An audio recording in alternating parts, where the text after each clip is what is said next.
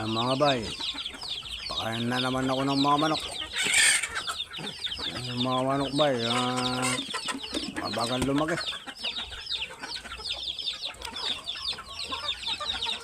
Gastos pa sa pagkain. Mga bay,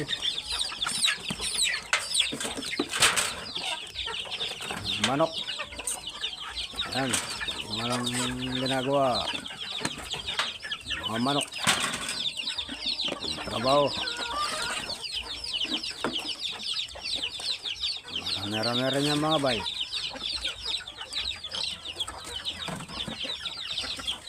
Pwede nang katayin. May gustong bumili dyan. Ayan. Pwede nang katayin.